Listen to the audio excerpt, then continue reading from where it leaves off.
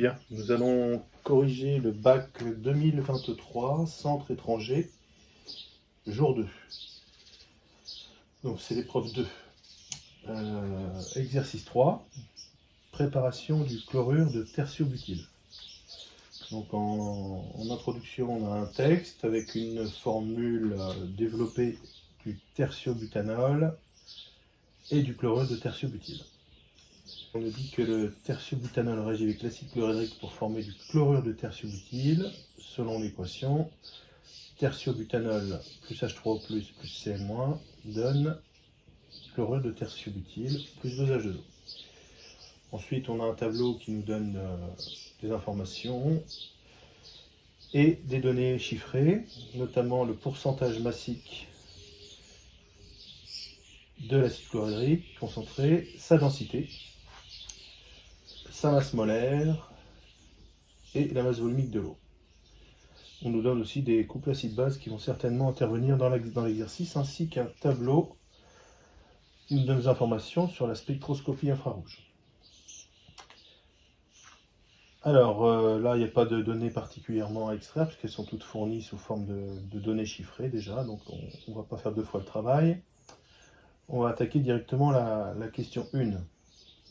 Représenter la formule topologique du tertiobutanol, entourer le groupe caractéristique, il n'y en a qu'un donc, et nommer la famille fonctionnelle correspondante. Alors, on nous dit que le tertiobutanol, c'est CH3, CH3, CH3, OH. Alors on y va. Question 1.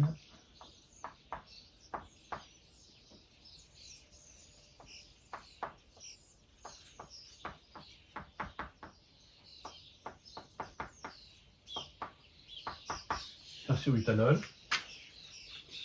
Alors on nous demande d'entourer la fonction alcool qui est ici. Donc le groupement hydroxyle, donc ça fait le groupement hydroxyle.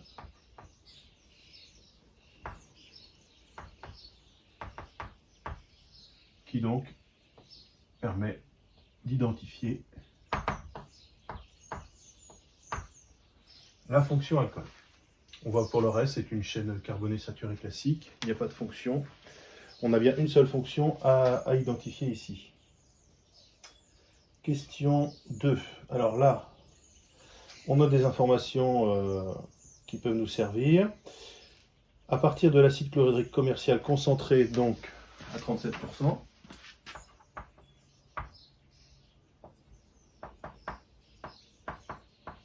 qu'est-ce qu'on va fabriquer? On va fabriquer une solution S,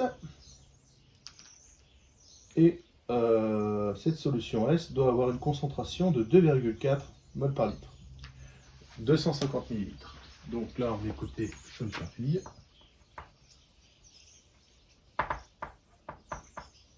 Côté solution fille, on a C fille qui vaut 2,4 mol par litre, et on veut un volume fille de 250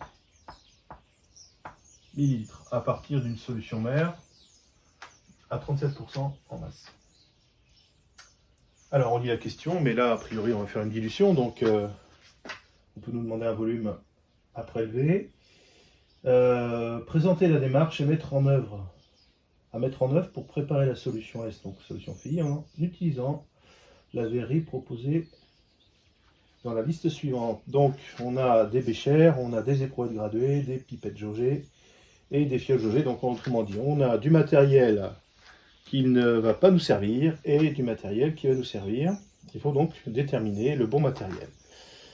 Alors là, c'est pas une question facile. C'est pas une question facile parce que même si le but du jeu c'est de réaliser une dilution, donc a priori ça c'est un classique, là il va falloir avoir un cheminement qui va nous permettre d'arriver à volume prélevé égal.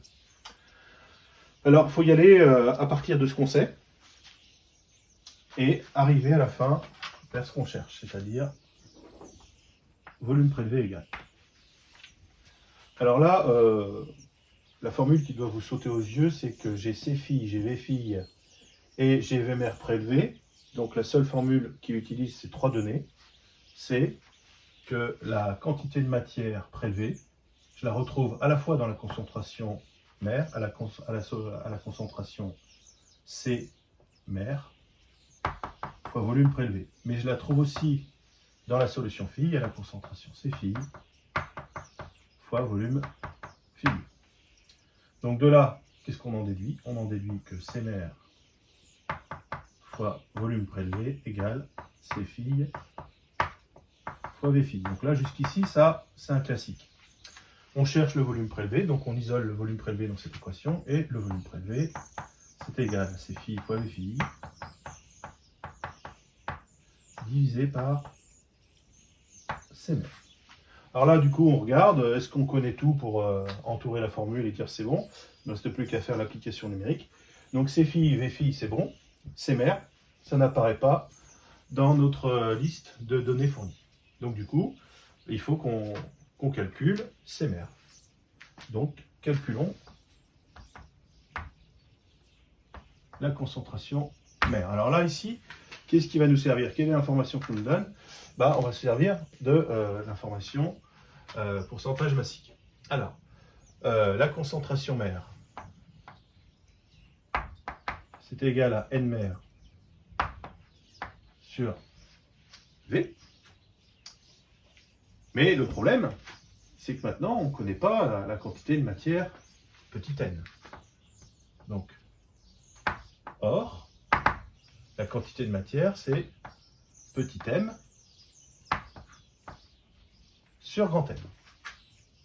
Donc ici, on peut remplacer C mer est égal à N mer, c'est-à-dire la quantité M mer sur grand M, donc ça c'est petit n, divisé par le volume, donc M sur M mer fois V.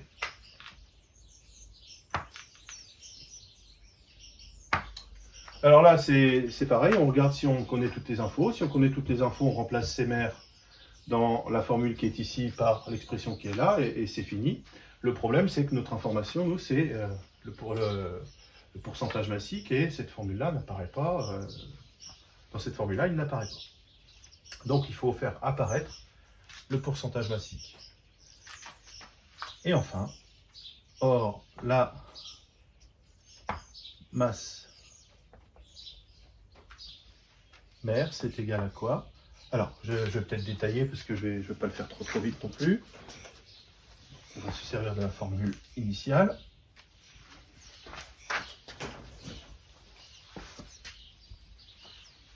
Qu'est-ce que c'est que le pourcentage massique? C'est la masse de la solution mer divisée par la masse de la solution. Alors quand je dis la masse de la solution mer, c'est la masse du soluté, c'est HCl. Donc c'est la masse de HCl, si vous voulez, divisée par la masse de la solution. On peut donc isoler la masse de HCl, ce que j'appelle la masse mer dans ma formule depuis le départ, la masse de HCl. Donc la masse mer, c'est égal à W fois la masse de la solution. C'est pour ça que je vous dis que c'est compliqué, parce qu'il faut enchaîner plein de formules pour arriver au résultat, parce que là, même là, on n'a pas fini. Parce que ici, c'est ce qu'on cherche, ça, on a l'info, mais ça, on n'a toujours pas l'info. Alors, on va y aller quand même mollo, on va réécrire étape par étape là où on en est. La concentration en HCl, donc ce que j'appelle mer depuis le départ, c'est M mer, donc c'est W fois la masse de solution. Voilà, c'est ici, divisé par M fois V. Donc à cette étape, maintenant, il faut déterminer la masse de la solution.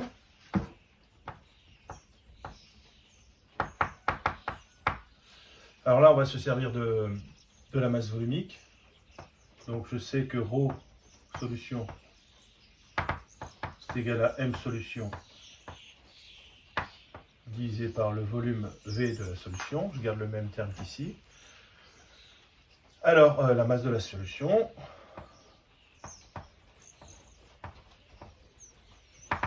c'est égal à ρ de la solution fois V. Sauf que nous, l'information qu'on nous donne, c'est pas sa masse volumique, mais c'est sa densité. Or, la masse volumique est égale à la densité fois la masse volumique de référence. Ici, c'est celle de l'eau, puisqu'on parle de liquide. Ça y est, on a toutes les infos. On va maintenant compiler tout ça. Donc la concentration en solution mère de HCl, CMR, c'est égal à W, pourcentage massique, fois masse de solution. Alors la masse de solution, c'est égal à ρ solution fois V.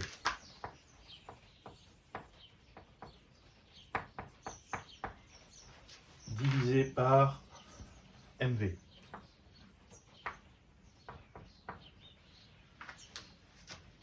Et ρ solution, c'est D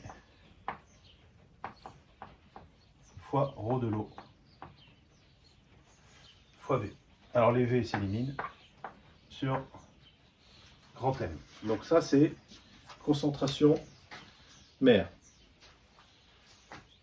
Maintenant, il faut qu'on réinjecte cette formule dans le volume prélevé qui est ici. Donc le volume prélevé, c'est quoi? C'est C filles fois V filles divisé par CMR, c'est-à-dire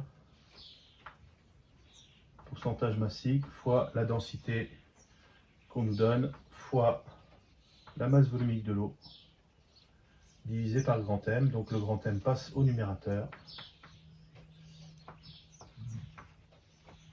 Voilà. Alors si on prend les données chiffrées, on trouve 5,010 puissance moins 2 litres.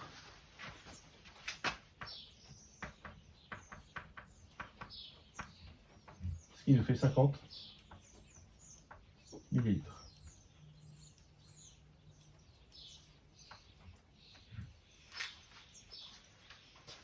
Donc voilà, maintenant on va pouvoir choisir la verrerie adaptée dans la liste proposée. Et on nous propose un bécher de 50 ml, donc je ne vais pas lire la liste. Donc ici pour faire le protocole, vous savez qu'on commence par verser de la solution mère dans un bécher.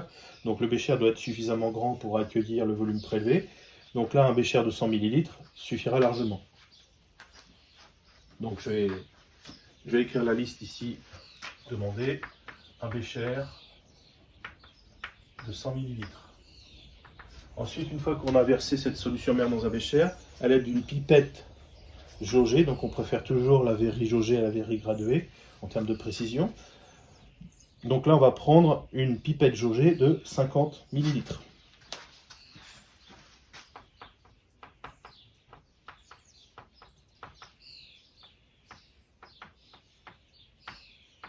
De 50 ml. Avec une propipette, bien évidemment, on va prélever les 50 ml que l'on va introduire dans une fiole jaugée, sachant que le volume fille était de 250 ml. Là, nous allons donc prélever et verser ces 50 ml dans une fiole jaugée de 250 ml. Alors, est-ce qu'on a répondu à la question? Présenter la démarche pour mettre en œuvre, pour préparer une solution, en indiquant la verrerie utilisée. Donc là, on a présenté notre démarche et notre verrerie. Donc si jamais vous voulez, vous pouvez aussi rajouter sous la forme d'un petit protocole tout ce qu'on vient de dire ici pour choisir notre verrerie. Remplir la fiole dans un premier temps au tiers ou à la moitié, d'agiter et de finir de remplir cette fiole jaugée avec de l'eau distillée jusqu'au trait de jauge.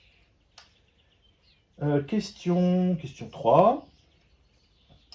Protocole de synthèse du chlorure de tertiobutyl à partir de tertiobutanol. Étape 1. Dans un bécher de 250 ml, introduire successivement une masse de 5 g de tertiobutanol, préalablement fondu au bain-marie, et un volume de 100 ml d'acide chlorhydrique, de concentration 2,4 mol par litre, autrement dit celui qu'on vient de fabriquer. C'est le réactif en excès. Donc là, on nous dit que l'acide chlorhydrique est le réactif en excès. Boucher et porter sous agitation magnétique pendant 10 minutes. Étape 2, introduire le mélange dans une ampoule à décanter. Donc ça sous-entend que le chlorure de tertiobutyle ne va pas être miscible avec la phase aqueuse. Donc cette phase organique va se retrouver dans l'ampoule à décanter, soit en haut de l'ampoule, soit en bas de l'ampoule en fonction de sa densité. Ensuite, on met 150 ml d'une solution aqueuse d'hydrogénocarbonate de sodium Na+HCO3-. Donc là, c'est une étape classique en chimie organique, ça. C'est ce qu'on appelle donc... là, on ne va pas forcément donner le nom, mais ça consiste à tout simplement faire réagir l'excès d'ion H3O+, puisqu'on nous dit que c'était réactif en excès, donc à faire réagir cet excès d'ion H3O+, donc qui n'a pas servi pour la synthèse, avec une base faible qui est l'hydrogénocarbonate, l'ion hydrogénocarbonate, et on va donc réaliser une réaction acido-basique classique avec les ions H3O+, et les ions HCO3-. Donc là déjà, avant de pouvoir voir la question, il faut déjà comprendre ce qu'on est en train de faire. Alors on nous dit d'agiter et de dégazer, donc ça sous-entend qu'un des produits sera un gaz, et quand on regarde le couple auquel est associé l'ion HCO3-, alors on revient dans les données, on voit que ce couple, il intervient, cet ion, il intervient dans deux couples, donc c'est une espèce amphotère. Alors, il faut savoir de quel couple on parle. Alors, il n'y a aucune ambiguïté, tout simplement parce que l'ion H3O+, est la forme acide du couple H3O+, H2O, donc il ne peut réagir que sur une base. Donc, si on regarde les deux couples, il n'apparaît, l'ion HCO3-, que dans le couple ACO2H2O, sous forme basique. Dans le couple HCO3-, CO3-2-, c'est la forme acide. Et deuxième argument pour dire que c'est le couple CO2H2O, HCO3-, c'est qu'on voit bien que l'espèce conjuguée de HCO3- dans ce couple, c'est CO2H2O, c'est-à-dire du dioxyde de carbone qui va se former en phase aqueuse, donc ça va former des bulles, et ces bulles vont sortir sous l'effet de l'agitation lorsqu'on va faire l'agitation dans l'ampoule à décanter. Donc là, il n'y a aucune ambiguïté possible, c'est le couple CO2H2O, HCO3- qui va intervenir. Alors maintenant, on va lire la question. Le premier lavage... Alors attendez, j'ai peut-être pas fini de lire. Effectuer un second lavage de la phase organique en ajoutant 25 ml d'eau déminéralisée, agiter, laisser décanter et recueillir la phase organique dans un RN via sec. Effectivement, en lisant la suite du texte, on se rend compte que cette opération s'appelle un lavage, ce que je vous avais dit tout à l'heure, que je vous dis, c'est pas la peine que je vous le nomme, en fait, il vous le nomme. Donc effectivement, ça s'appelle laver la phase organique. Étape 3, sécher la phase organique avec du chlorure de calcium anhydre. Là, on suit la logique, puisqu'on vient de dire qu'on fabriquait du dioxyde de carbone et de l'eau. Donc, pour éliminer l'eau, on utilise un desséchant qui va absorber l'eau que l'on vient de produire. Effectuer une distillation afin de recueillir le chlorure de tertiobutyle pur. Donc là, une distillation. Identifier le chlorure de tertiobutyle avec une spectroscopie infrarouge. Bon, là, on a toutes les questions qui vont arriver par rapport à tout ce qu'on vient de lire. Question 3, écrire l'équation de réaction acido-basique qui modélise la transformation chimique ayant lieu dans l'ampoule à décanter, étape 2. Préciser le nom du gaz formé. Donc c'est là qu'on reprend la logique de ce que je vous ai dit. Il faut identifier dans quel couple apparaît HCO3-. Alors question 3, écrire l'équation acido-basique. Alors on sait que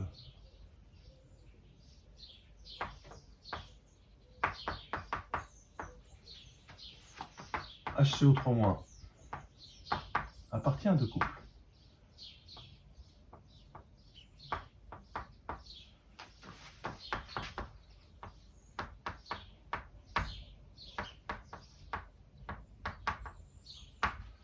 Il ne nous reste plus qu'à écrire l'équation relatant ce qui se passe dans le milieu réactionnel. Donc H3O plus HCO3- donne H2O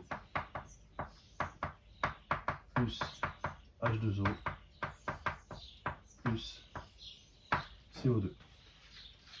Donc on peut écrire 2H2O, c'est que j'ai détaillé donc ce qui se passait dans les deux couples. Préciser le nom du gaz formé. Donc là, sur les deux espèces chimiques qui sont formées, il y a de l'eau liquide et du dioxyde de carbone gazeux. Donc le nom du gaz formé, c'est du dioxyde de carbone, qui est donc formé au cours de la transformation. Parmi les montages ci-après, indiquez celui qui est utilisé pour purifier. Alors on nous dit dans le texte, on va reprendre vite fait le texte, que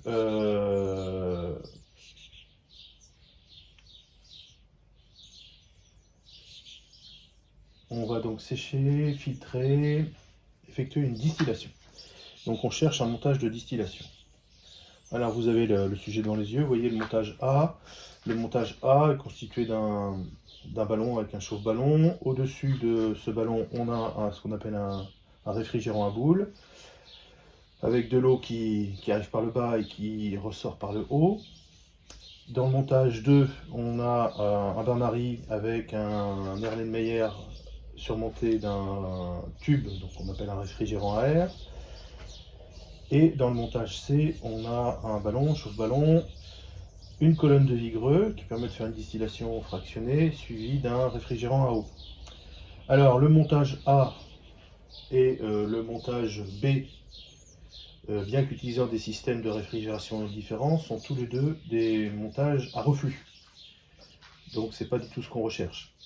Seul le montage C représente une distillation, et c'est une distillation fractionnée, pas une distillation simple. Donc là, si la réponse à la question c'est le montage C qui est le seul à représenter une distillation, et si vous êtes sûr de votre coup, vous pouvez mettre que c'est une distillation fractionnée. Donc voilà pour la question 4, je la formule seulement rapidement. Ici, c'est le montage C qui est un montage de distillation.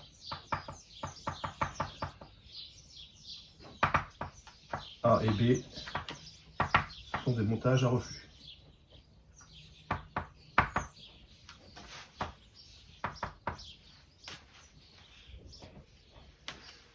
Question 5. Là, on nous donne deux spectres infrarouges. Le spectre 1, le spectre 2. Attribuer à chaque spectre une espèce chimique en explicitant le raisonnement. Alors, il y en a un qui nécessairement va être du chlorure de tertiobutyle, puisque c'est l'objectif de la transformation chimique, et un autre qui va être certainement le tertiobutanal. Alors là, il va falloir qu'on cède des données qui nous sont fournies.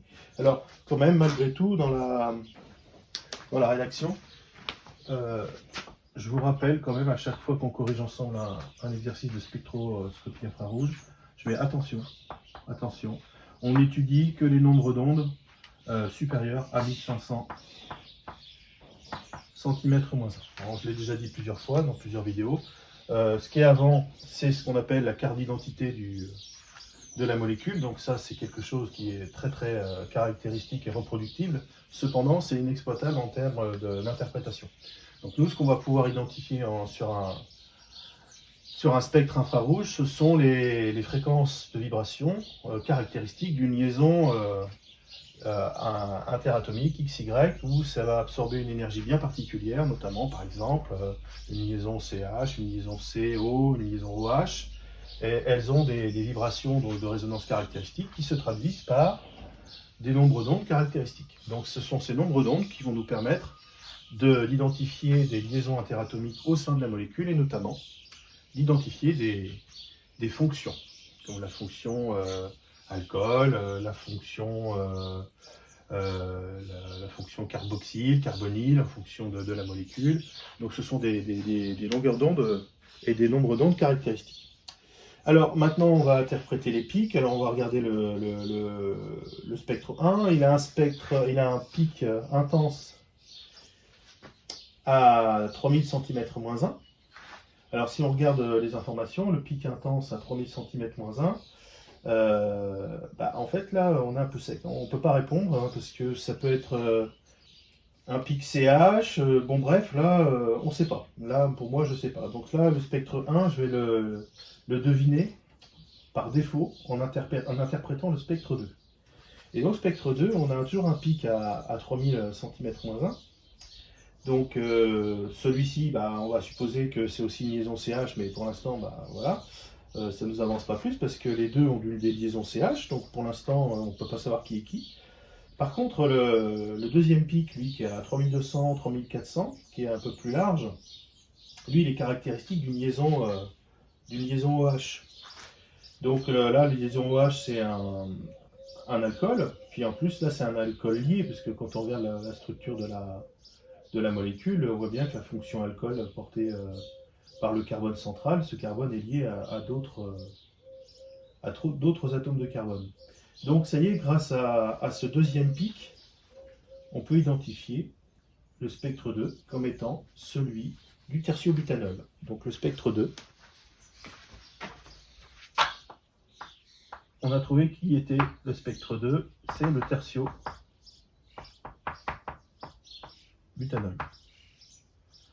Alors moi je l'ai dit oralement, ça vous devez l'écrire. On a identifié la liaison OH là. Et donc par défaut, le spectre 1, c'est le chlorure de tertiobutyle.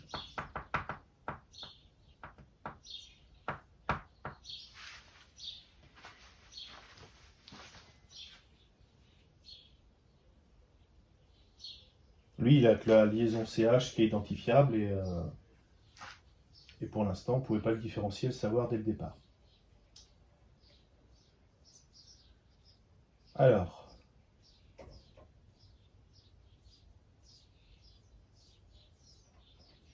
question suivante. À l'issue de la distillation, on recueille une masse de 4,45 grammes.